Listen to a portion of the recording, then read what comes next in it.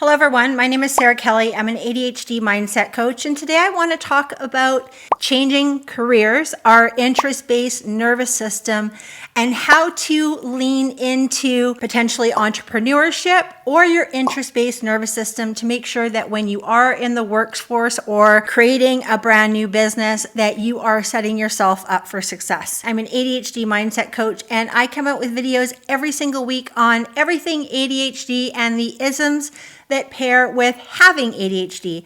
If you're not already following my channel, please like and subscribe to my channel. Turn on your notifications so that you never miss a video from me. I've had a plethora of different jobs. I'm an ADHD mindset coach now, and I really feel like I have found my jam. But I have been an esthetician, a real estate agent, a mortgage broker, and I even have a diploma in correctional services. Now, when I was going through different types of schooling and starting different types of businesses, there were some people in my life who had this, oh, now you're doing this and you're changing jobs again. And they didn't understand my ADHD. And at the time, admittedly, I didn't understand my own ADHD. I've only been diagnosed with ADHD for the past 3 years. I really thought that there was almost something wrong with me because I would get licensed to do something. I would do it for a while. I was usually pretty good at it. And then I got bored and I would move on. And I think that there's a lot of people who judge that kind of behavior. But I actually think that it is a strength that ADHDers have. One, that we're so resilient, and another, that we have this massive entrepreneurial spirit, or just the ability to truly think outside the box. As I talk about entrepreneurial spirit, I just want to read some of the research that I did in preparation for making this video. Some individuals with ADHD possess a high level of creativity and innovative thinking. They might have a gift for generating new ideas and pursuing entrepreneurial ventures. This could lead to a pattern of starting and shifting between different business endeavors. And this is what I did. I think the problem that I've had in the past, not now, I'm totally comfortable in my ADHD diagnosis, is that when people would comment on me trying something new, it was seen in a negative light. I don't buy into this whole ADHD as a superpower nonsense because it is a disability, and there are a lot of negatives and challenges to having and living with ADHD. But I love my creative mind. I love my new ideas. And I love that I can get hyper-focused on something, a new interest of mine, and excel at it. If you have had more than a couple of jobs in the past, or more than a different couple of businesses or entrepreneurial ventures, let me know in the comments the things that you have done in your career. I want to talk about some of the things that I would love to see you as an ADHDer lean into if you are the type of person to start one business and then shift gears, or start one job and then shift gears. I don't necessarily see that as a negative. Today we're going to go over a couple things I found in my research that I hope, if you are feeling a little bit bad about yourself for switching gears once in a while, that will help you see that as an ADHD strength and not necessarily a weakness. The first thing that I found is that ADHDers tend to identify and pursue passions, which I think is amazing.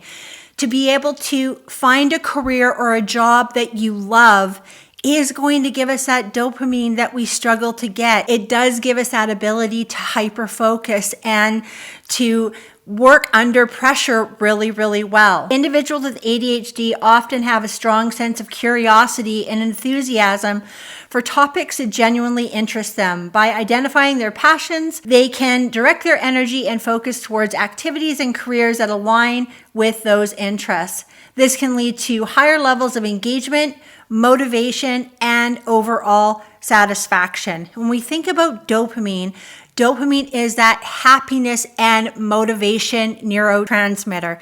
So if you can find a career, a job, or a new business to get into that is going to give you that dopamine, that is good for our mental health. That is good for our well-being. And if something starts becoming mundane and you decide to switch gears, as long as you are financially setting yourself up for success where, you're not leaving yourself in a bad financial position, I think that it's a beautiful thing to pivot. Knowledge is power. It helps you grow as a human being, and it helps keep our interest-based nervous system satisfied as ADHDers. And this is where leveraging our ADHD hyperfocus can really work in our favor. Because we have interest-based nervous systems, if we are honed into something that we are passionate about, we're getting dopamine. We are able to focus on it. We're able to be really creative and look at things from different angles that a lot of people can't necessarily see the way we see the world. And for anybody who doesn't know what hyperfocus is, according to the definition, hyperfocus is a phenomenon where individuals with ADHD can become deeply absorbed in tasks that they find engaging. Another thing that ADHDers are really blessed with is creative thinking. Utilizing creative thinking, many individuals with ADHD possess creative thinking skills and are adept at thinking outside of the box.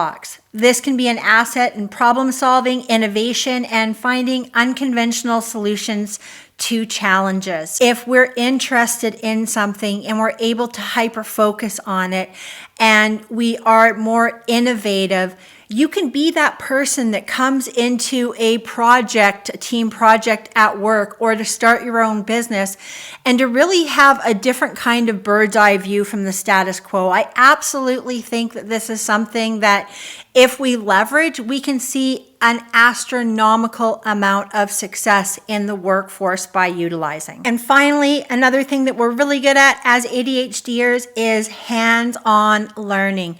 So many of us as ADHDers are tactile learners and visual learners. We are doing learners.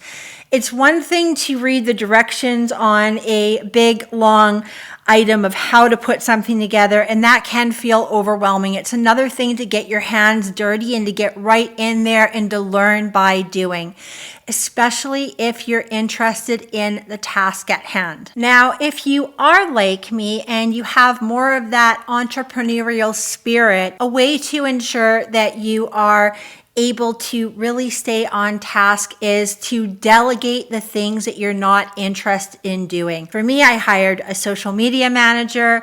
I am a coach, but I also have a business coach. I focus in my zone of genius, which is researching content to share with my clients and to share with people on social media platforms. But I don't like doing a lot of the back end stuff. And having a business coach make sure that I am staying in my zone of genius and knowing where to delegate and where to lean on support so that I don't get bored of what I'm creating here. I get to keep my mind hyper focused on where I'm interested, and the things that are more mundane, the things that I'm like, I'll do it tomorrow, I hire that stuff out. Now, in the beginning, if you're newly into entrepreneurship, that's going to be a little bit harder because resources might be slightly scarce. But leaning into your zone of genius and delegating when you can will absolutely keep your interest-based nervous system hyper-focused on doing the things that you love while delegating the things that you don't love as much. Thank you so much for watching this video. I hope you enjoyed it. I certainly enjoyed doing the research to make it. Let me know in the comments what jobs you have had in the past, or if you have a business idea, share it with us. And I will see you next week in the next video.